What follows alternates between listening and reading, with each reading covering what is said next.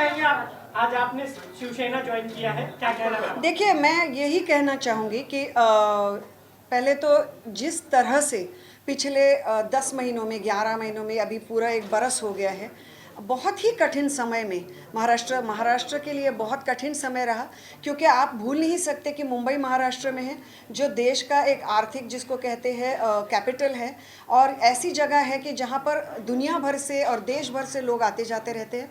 बहुत मुश्किल था कोविड जैसे समस्या से जूझना, और ऐसे समय में कोविड जैसे समस्या से ही नहीं, बल्कि जो नैसर्गिक आपत्तियाँ आई हैं महाराष्ट्र प्रदेश पर, वो बहुत बड़े पैमाने पर आई है। कुछ ज़्यादा ही आपत्तियों से भरा हुआ ये वर्ष महाराष्ट्र के लिए रहा, महाराष्ट्र के किसानों के लिए भी रहा। एक बहुत ही ज़बरदस्त कामगिरी मुझे लगता है महाआघाड़ी सरकार ने की है, और उसमें बहुत बड़ा हाथ उद्धव जी का रहा है। और उद्धव जी एक सीएम के तौर पर उन्होंने इतनी बढ़िया तरह से महाराष्ट्र को संभाला है, अपने साथ लेकर चले हैं। जहाँ पे ज़रूरत होती है वहाँ पे वो अपनी स्ट्रेंथ दिखाते हैं, जहाँ पर ज़रूरत होती है वहाँ पे वो घर का जैसे कोई बड़ा सदस्य आकर हमसे और आपसे बात करता है, उस तरह लोगों को समझाते भी है। तो मुझे लगता है जिस तरह उन्होंने महाराष्ट्र को खूबसूरती से संभाला है, वो देखकर मैं बहुत प्रभावित हूँ, और इसलिए मैं चाहती हूँ कि ऐसे नेतृत्व में मैं ज़रूर काम करना चाहूँगी। पार्टी की तरफ से, शिवसेना की तरफ से किसने आपको अप्रोच किया? क्या रश्मि ठाकरे जी का कोई भूमिका आपको साथ में रखने में, सुबंधन बांधने में कुछ बातचीत हुई और कुछ आपको रखा हो? रश्मि जी हैं, और फिर बहुत सारे लोग उनके साथ हैं, लेकिन मुझे कॉल दरअसल उद्धव जी से भी आया, और उद्धव जी ने मुझे बहुत ही खूबसूरत बात कही जब एमएलसी की बात हुई। उन्होंने मुझे कहा, पहले मैं मराठी में कहना चाहूँगी कि आपली जी विधान परिषद आहे महाराष्ट्राची परंपरा इतकी मोठी आहे की त्याच्यामध्ये महाराष्ट्राच्या विधानसभेचा सामाजिक आणि सांस्कृतिक दर्जा वाढावा अशी माझी मनोमन इच्छा आहे। कारण का ही जी परिषद, ह्या ज्या जागा आहेत, ही जी भवनं आहेत, त्याच्यात जायला लोकांना खूप मोठा प्रवास करावा लागतो। तर तिथले जे बोलणं होतं त्याचा कुठेतरी दर्जा खूप मोठा वाढला पाहिजे, आणि त्याच्याकरता तुमच्यासारख्या लोकांची गरज आहे। तर ये सोच ही पहले मुझे बहुत बढ़िया लगी कि उन्होंने कहा कि विधान परिषद जैसी जगहों पर बहुत ज़रूरी है कि महाराष्ट्र जैसा प्रदेश जो अपने आप में सांस्कृतिक और सामाजिक मूल्यों पे हमेशा आगे रहा है, ऐसे मूल्यों को आगे रखना बहुत ज़रूरी है। और इसलिए कहीं ना कहीं उन्होंने मेरे बारे में सोचा, इसके लिए मैं अपने आप को बहुत खुशनसीब समझती हूँ। आपके साथ व्यवहार हुआ है, आखिर ऐसी कौन सी बात थी जिसकी वजह से आपको कांग्रेस छोड़ना पड़ा, और 20 महीने के अंदर आपकी ये दूसरी पार्टी है? नहीं, मेरा साथ दुर्व्यवहार हुआ है ऐसे नहीं मैंने कहा था। मैंने ये कहा था कि कांग्रेस में जब मैंने कैंपेन किया था, तो जिस तरह की कुछ चीज़ें होनी चाहिए थी वो उस तरह से हुई नहीं है। इस तरह से आज भी मुझे कांग्रेस की तरफ कोई भी अलगाव या कोई भी मुश्किल या कोई भी ये नहीं है। और यहाँ पर लोग क्या करते हैं, पार्टी में रहकर भी पार्टी की बुराइयाँ करते हैं, और बल्कि ज़्यादा बुराइयाँ करते हैं पार्टी में रहकर। विधानसभा के चुनाव आने वाले थे, तो भले ही मेरे ऊपर बहुत उस वक्त लांछन लगे, लेकिन मैंने पार्टी के ऊपर मैंने किसी भी तरह का कोई इंटरव्यू इसलिए नहीं दिया क्योंकि मैं पार्टी के बारे में कोई भी नेगेटिव चीज़ें ना बोलना चाहती थी, ना फैलाना चाहती हूँ। आज भी मुझे सोनिया जी और राहुल जी के बारे में रिस्पेक्ट है, और महाराष्ट्र प्रदेश में कहूँ तो बाला साहेब थोरात जी जैसे बहुत ही एबल हमको उनको वहाँ पे जो महाराष्ट्र प्रदेश में मराठी और हिंदी में कसरत थोड़ी मुश्किल हो जाती है, बहुत बेहतरीन लीडर है अपने आप में। सो अभी मुझे नहीं लगता ये सारी चीज़ें मायने रखती हैं, क्योंकि एक बरस से ज़्यादा वक्त जब इंसान उस पर गुजारता है, तो मतलब मुझे लगता है कि अपने आप में कोई वजह रही होंगी। आपकी विचारधारा एक समाजवादी या एक सेकुलर सोच रही है, पिछले चुनाव में आपके भाषण में हमने सुना, लेकिन बात जब शिवसेना की आती है तो एक हिंदुत्ववादी पार्टी की एक छवि है शिवसेना की। आप इस पार्टी में कैसे एडजस्ट करेंगे? मुझे ऐसे लगता है कि आप छवि जो भी हो और आप बातें जो भी करें, अंत में बेहतरी इसी में होती है जिसमें लोगों का भला होता है। तो मैं आप लोगों से पूछना चाहती हूँ कि जो एक बरस का आपने शासन देखा है महाराष्ट्र में, क्या आपको ऐसे नहीं लगता कि इस शासन में किसी भी तरह के लोगों को स्पेशल ट्रीटमेंट या किसी भी तरह के लोगों को कम ट्रीटमेंट, इस तरह का कोई दुर्व्यवहार महाराष्ट्र में हुआ है, और ना ही वो आगे चलकर होगा? इसकी मुझे पूरी मुझे उसमें उम्मीद है, नहीं मुझे क्या कहते हैं उसको, आई am sure about it. And मुझे लगता है आज के वक्त में वो ज़्यादा महत्वपूर्ण है। और मेरा जो हमेशा सोचना था वो लोगों के प्रति था, जब मैंने इंटरव्यूज़ भी इसके पहले किए और कुछ चीज़ों पर बोली, तब भी मैंने यही कहा कि मैं किसी के खिलाफ बातें नहीं कर रही हूँ, मैं महाराष्ट्र के लोगों के लिए बात कर रही हूँ। इसमें बहुत फ़र्क होता है, नेगेटिव वर्सेस पॉजिटिव आउटलुक रखने का फ़र्क होता है। और ये आउटलुक डेफिनेटली शिवसेना में, और अब सत्ता में आने के बाद किस तरह लोगों से बिहेव करते हैं, किस तरह से उन्हें प्रशासन देते हैं, बहुत मायने रखता है। और मुझे लगता है उसमें शिवसेना बहुत बड़े पैमाने पर खरी उतरी है लोगों के एक्सपेक्टेशंस पे। जब आपने कांग्रेस ज्वाइन किया था तो आप बहुत उम्मीद में थी। जब आपने कांग्रेस ज्वाइन किया था बहुत उम्मीद में थी, लेकिन आपने हाउस पॉलिटिक्स का जिक्र किया था, इसके बाद आपने कांग्रेस छोड़ दिया। आपको लगता है कि शिवसेना में वो समय नहीं आएगा कि आप... नहीं, मुझे लगता है हाउस पैटी पॉलिटिक्स हो, हाउस पॉलिटिक्स हो, और अन्य अगणित मुद्दे हो, हर एक पार्टी में होते हैं, हर एक पक्ष में होते हैं। मैं भी काफ़ी नई थी पॉलिटिक्स में, शायद मैं तैयार नहीं थी इस तरह की चीज़ों को डील करने में। मैं इसके लिए किसी के भी ऊपर, मुझे बहुत आसान है दूसरे लोगों के ऊपर लांछन लगाना, यहाँ बैठ के बड़ी बड़ी चीज़ें बोलना, लेकिन ऐसी कोई भी चीज़ें करने में मुझे कोई इंटरेस्ट ना तब था ना अभी है। क्योंकि मेरी राजनीति पहले तो दूसरों को नीचा दिखा के और दूसरों के बारे में गलत शलत बातें करके शुरू करने से शुरू नहीं होती। हाय सोहित, फाइनली मैम दो सवाल है। पहला सवाल ये है कि ये भी कहा जा रहा था कि क्या कांग्रेस की ओर से भी आपसे कहा गया था क्या कि एमएलसी के टिकट की जो बात है, क्या कांग्रेस की ओर से भी आपको कहा गया था कि ऑफर दिया गया था पहली? और दूसरी जो अभी आपने कहा कि नेगेटिव और पॉजिटिव वाली बात जो कही आपने, तो अभी जैसे आप कह रहे हैं कि आपके ऊपर ट्रोल हो रहा है और आप शिवसेना भी उस समय ज्वाइन कर रहे हैं जब कहीं ना कहीं सेंटर वर्सेस स्टेट हो रहा है, वहां से भी बॉलीवुड के कई लोग कई सारी चीजें बोल रहे हैं, तो इसे आप किस तरह से देखती हैं दोनों चीजों? पहले तो कांग्रेस से मुझे एमएलसी ऑफ़र हुई थी, ये बात मैं अपने मुंह से कभी नहीं बोलती आप लोगों को, क्योंकि मुझे गलत लगता है वो। लेकिन मैंने अन्य वजहों से कांग्रेस छोड़ी थी, और ना मैं पद की लालसा में तब आई थी, ना मैं अब आई हूँ। भले ही किसको, मुझे लगता है एक हद के बाद जिसको जो भी सोचना है वो सोचेगा। तो मैं सिर्फ बता सकती हूँ, उसके बारे में हर किसी की सोच है और हर किसी के विचार है। लेकिन पद का इशू था नहीं, लेकिन मेरे दूसरे इश्यूज़ के वजह से मैंने कांग्रेस की तरफ से बहुत ही रिस्पेक्टफुली इसलिए एमएलसी स्वीकार करना सही नहीं समझा। तो एमएलसी का इशू था नहीं। और दूसरी चीज़ क्या आपने पूछी थी? जी, ट्रोल। तो ट्रोल का क्या है कि जैसे मैंने कहा कि ट्रोल्स जो होते हैं, आपको मेरे बचपन में मेरे फादर मुझे कहा करते थे, अगर आपको कोई भी ना बोले कि आप गलत हो, आप ये हो वो हो, समझो आप गलत रास्ते पर चल रहे हो। तो मुझे इतने ट्रोल्स मिले हैं, और आप मेरे साइड इस पेज पे जाकर देखिए, ना मैं किसी को ब्लॉक करती हूँ, ना मैं किसी को, और मैं तो चाहती हूँ कि अगर मुझसे कुछ गलती कल को अगर हो तो आप लोगों में से भी कुछ लोग आकर मुझे बताएं। लेकिन मेरा मानना ये है मेनली कि एक बहुत ही जहरीला सा जो एक एटमॉस्फेयर डेफिनेटली आज देश के पॉलिटिक्स में हो चुका है, कहीं ना कहीं से शुरुआत तो करनी चाहिए कि ये जहरीलापन हटाया जाए। और मुझे लगता है दूसरों को बताने से पहले मैं खुद से कोशिश करूँगी कि मैं ज़्यादा, कम से कम, मैंने एक पूरा लोकसभा कैंपेन और बहुत बढ़िया कैंपेन, जहाँ पे मुझे नहीं लगता देश का कोई भी बड़ा हर एक बड़ा चैनल आया और उन्होंने कवर किया।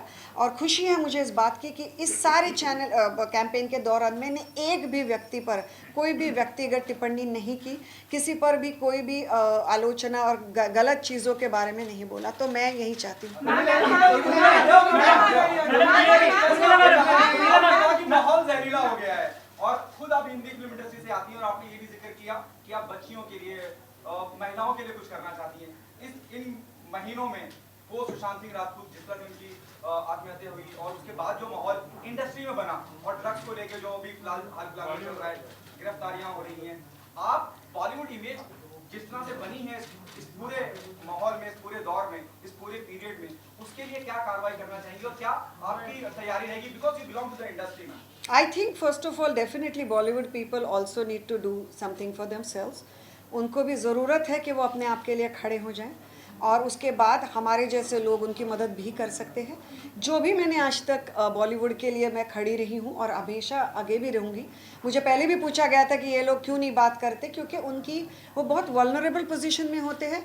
ये समझते हुए भी मुझे ऐसे लगता है कि बहुत बड़े पैमाने पर बॉलीवुड को गलत लाइट में दिखाने की कोशिश की गई। बहुत बेइंतहा कड़ी मेहनत का काम होता है और बहुत ज़्यादा करोड़ों पैसे लगे होते हैं और वो मेहनत वाले लोग होते हैं। और बॉलीवुड लोग मतलब 4-5 स्टार्स नहीं होते जिन्हें शायद आप पसंद करें ना करें। आज बहुत सारे लोग हैं जिनको मैं पसंद नहीं करती, लेकिन अगर उनकी फिल्में बैन करो, अगर ये ट्रेंडिंग हो रहा है तो वो गलत है और वो मैं गलत बोलकर ही रहूँगी।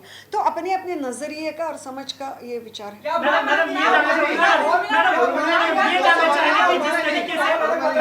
मैडम जिस तरीके से मैडम ये जानना चाहेंगे कि जिस तरीके से लव जिहाद पर पूरे देश में जो बातचीत चल रही है, कुछ राज्य कानून ला रहे हैं, आप एक हिंदुत्ववादी पार्टी में लव जिहाद पर आपके विचार क्या है? क्या ये महाराष्ट्र में इम्प्लीमेंट होने चाहिए? आज ही सारे सवाल पूछोगे क्या?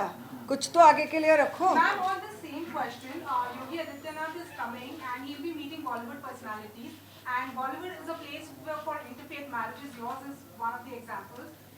He has been very vocal about love jihad. How do you see all of this? And do you think he's also said that Bollywood needs to be moved to Uttar Pradesh? He wants to make a big film industry there. How do you see both these topics? I have full faith and trust in all my lovely colleagues of the press that you should go and ask him all these questions. Don't you think so? Thank you. Ma'am UP में जो